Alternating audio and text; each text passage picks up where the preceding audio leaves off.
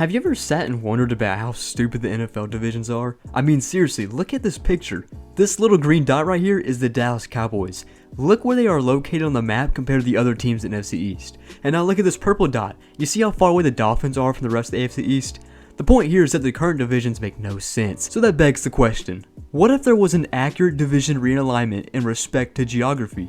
Now, the reason why this will most likely never happen in real life is because you can't split up these classic rivalries. I mean, would it really be the NFL if the Cowboys didn't lose at least one game a year to the Giants, Eagles, Commanders? No. But it's fun to play pretend, so let's begin with this hypothetical division reshape for the NFL. First things first, the conferences have to go. The AFC and the NFC, they make no sense right now, and they are spread across the country, so they will be replaced with the Eastern and Western conferences. Hope you guys like the little logos I made for them. With that, we can also disband all the current divisions, so currently we have 32 sitting ducks on the United States map. Now we're going to take a look at what the new divisions are going to look like. So in a couple seconds, you're going to see a bunch of ovals pop on the screen. So this is what the division realignment looks like. It could be a little confusing on the first glance, but I'm going to break it down. We're going to start with this first oval here on the West Coast, which is be called the Pacific Division. It's going to include the Seattle Seahawks, the Niners, the Raiders, and the Rams. So it's not too different compared to the NFC West. The only difference is that the Cardinals and Raiders swap places. And now we'll go to this big oval, which you cannot miss right here. I'm going to call this one the Central Division. It's kind of misleading.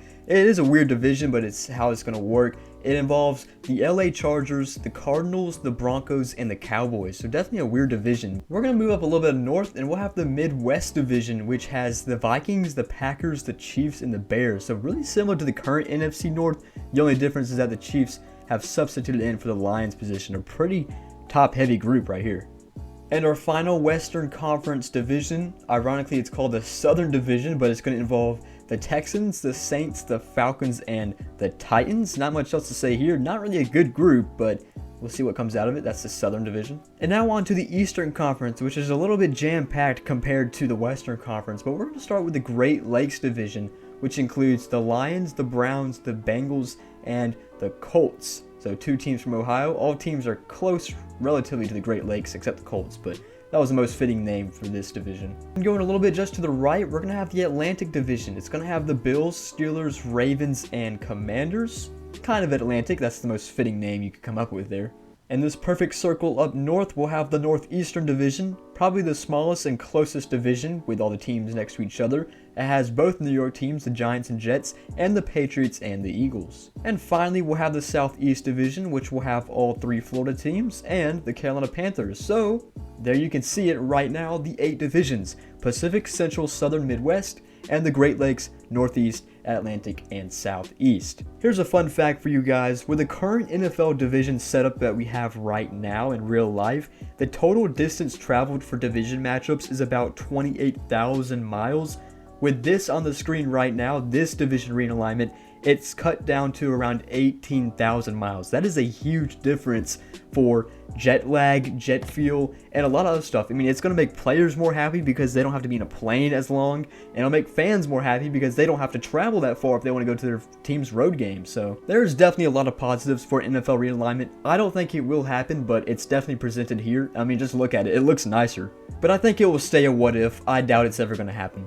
Now on to the second part of the video. What I'm going to do is I'm going to see how these divisions translate to the current NFL standings that we have now. So for example, I'm going to see who is leading each division based off the record as of December 20th. And we're going to create a playoff bracket with a Western and Eastern Conference and see who wins the Super Bowl in Madden 23. We'll start with the Western Conference in the Pacific Division. Here you can see the actual standings as of, I believe, week 15, if I'm not wrong. Whatever, it's December 20th. The Rams went 4-10, Raiders are 6-8, Seahawks are 7-7, and division winners of the Pacific are the 49ers at 10-4. Now on to the Central Division. The Broncos and Cardinals are tied at 4-10 for the bottom feeders of the Central Division. The Chargers at 8-6 in a wild card spot, and the Cowboys win the division at 10-4. And into the Midwest, which is really similar to the NFC North. You can see the Bears at 3-11, followed by the Packers at 6-8, and the Vikings and Chiefs both at 11-3. The Chiefs with the tiebreaker for the division win because they have the better in real life division standings, so a record. So they get the division, Midwest Division, over the Vikings, both 11-3 teams. And the worst of the Western Conference divisions, the Southern Division. It includes the Texans at 1-12-1, followed by the Falcons and Saints, both tied at 5-9, And the division winners are the Titans, who finished at 7-7. That's their current record right now. So they get a home playoff game for winning the Southern Division, which is not really that much to brag about. Now we'll take a look at the Eastern Conference. We'll start with the Great Lakes Division. The Colts are last at 4-9-1. The Browns at 6-8. The Lions at 7-7. And the division winners, the Bengals, at 10-4. And into the Atlantic Division, this is a pretty solid division. The Steelers are the only team under 500 at 6-8. Commanders are 7-6-1. Ravens are 9-5. And the Bills are 11-3. The Northeast Division is even better. Every team is at 500 or above 500, including the Jets and Patriots, who are at the middle margin at 7-7. The Giants are 8-5-1, and the best team in the league right now, the Eagles, 13-1, obviously win the Northeast Division. In our final division, the Southeast Division, it has the Panthers at 5-9, and then the Jaguars and Bucks tied at 6-8, and the Dolphins win the division at an 8-6 current record. Which leads us to this bracket on the screen right now. Normally we have the AFC on the left, NFC on the right. This time it's the Western Conference on the left and the Eastern Conference on the right. Our matchups, we'll start with our byes first actually. We have the number 1 Chiefs on bye in the Western and the number 1 Eagles on bye in the Eastern. But our Western Conference matchups will start with the 4 versus 5 Titans, Vikings, 3 versus 6 Cowboys, Chargers, and the 2 versus 7 Niners, Seahawks. And on the Eastern side, we have the Dolphins versus Ravens at 4 and 5 seed, the 3 and 6 Bengals versus Giants, and the 2 and 7 Bills versus Commanders. As always, we start on the left side. This time it's the Western Conference. We'll do Titans versus Vikings. Let's go. And we begin with our first wildcard game in the Western Conference between the Titans and the Vikings. The Vikings got kind of screwed out of a home game. They really should have been home here, but the Chiefs had the better, or the tiebreaker, over them at 11-3. We exit halftime. It was a 3-3. Tennessee has a lead right now. It would be a pretty big upset, even though they have a home playoff game because they won their division. Tennessee is pulling up. Can Vikings have another great comeback? They cannot. Vikings get bounced early on the Western Conference side of the playoffs, meaning the Tennessee Titans, number 4 seed, who won their division at 7-7, are moving on, beating the Vikings 20-17. So this is a Central Division matchup between the Chargers and the Cowboys. Chargers currently up 10-7, make it 17-7, 10-point game before half. Can the Cowboys get some points? They can. They end up getting 6 more points, so it's 17-13. The Chargers go down and get extra 3. It's a 7-point game and tied up in the fourth quarter. Chargers going down for a touchdown. They get 3 instead, but they're able to drain out the clock. The Cowboys cannot respond, and the Cowboys lose at home in the playoffs. Nothing really new here. Chargers are moving on 23-20 over the Dallas Cowboys. Here's also another division matchup. It's the Pacific Division matchup between the Niners and the Seahawks. Also NFC West, if you really want to be like that. But 14-14 before half right now. Seahawks are staying in it. This is a pretty good team, the Niners are. They're up to 28-14 right now. Brock Purdy at quarterback, looking to get some extra points to ice this game. 31-24. Seahawks get the ball back. They cannot respond. The San Francisco 49ers, red hot with Mr. Irrelevant, will win this wild card game over the Seattle Seahawks of a score of 31-24. Now we're going on to the Eastern Conference. First Eastern Conference wild card game between the Ravens and the Dolphins. This is the 4 versus 5 seed. The Ravens up 7-0 already, 7-7 before half, 14-7 before half, and 14-10 before half. So more points get down the board before they go back to the locker rooms. But the Ravens are trying to pull away with this one over the number 4 seeded Dolphins. And 31-24, Dolphins get another chance. They cannot respond. The Ravens had a good third quarter effort, which gave them the win here in Miami. And they take out the number 4 seed Miami Dolphins Eastern Conference. Ravens win 34-24. Bengals versus Giants, the 3 versus 6. The Bengals will strike first. They'll get another touchdown as well to make it 14-0, 21-0 over the New York Giants. Not much fight them yet. They did put 7 on the board, but it's 24-7 still. Make it 27-7. Giants trying to edge a comeback here. Looks like they cannot. Bengals go down, score some more, and they're just rubbing their faces with a 33-14 win over the New York Giants. Bengals are moving on. And here's our final wild card matchup between the number 2 Bills and number 7 Commanders. Bills are already up 19-0. This is just what I expected. The Commanders have yet to put a point on the board past halftime, 29-0. Do they get the shutout? Is that the question? They do not. 32-7. But the Bills will just keep on pouring on. You know, that one touchdown was all they could put on the board, and they win 42-7 here in the Buffalo snow. So with that being said, we now have all our matchups in place. We'll start with the Western Conference, where you can see that the Chiefs will be playing the Chargers. Old AFC West rematch. Two things. They're not the same division anymore, but that's what it would be if it was today.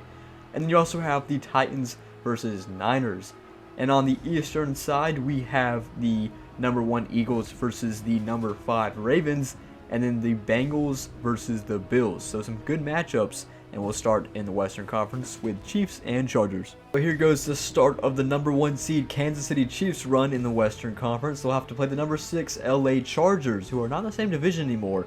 Chiefs are already up 14-0, make it 21-0 before half. Chargers get some chip points on the board, but 28-3. Don't see a comeback here. 35-3. The number 6 Chargers serve their purpose to win out versus the Cowboys, but just get destroyed in the Divisional, which means that the Kansas City Chiefs will punch their way to the Western Conference Championship game, winning this game of 35-10. Next up is the 2 versus 4, the Niners at home and the Titans on the road. The Niners will start with a touchdown on the board, and Titans will respond with 3.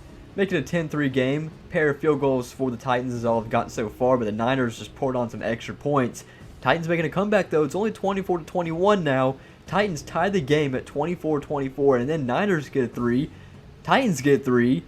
And field goal to win the game for the Niners is going to send them to the conference championship game and the Western Conference to play the Chiefs. From the Eastern Conference, the number 1 Eagles will start their run. They got to play the Baltimore Ravens as they score first, but the Evens will tie it up and get an extra 7 on the board at 14-20 consecutive points. Ravens respond, but cannot respond to another touchdown as 27-14 Eagles. Eagles are pouring it on them now. 42-21, 45-21, 48-21, and that's the final score. They almost dropped 50 on the Ravens. Eagles very dominant. They punch their ticket to the Eastern Conference Championship game. Our final divisional game, it's a powerhouse matchup between the Bengals and Bills. Look who's already up big. It's 17-7 now. The Bills are responding to a touchdown. Looking to get some more on the board after third quarter is gone. It's 10-point game now. Into the fourth quarter, Bengals 31-21. No timeouts for the Bills. That's going to do it. So a big win on the road of the number 2 seed Bills is the Bengals moving on to the Eastern Conference Championship final. And they're going to win this game with the Buffalo Bills 34-21.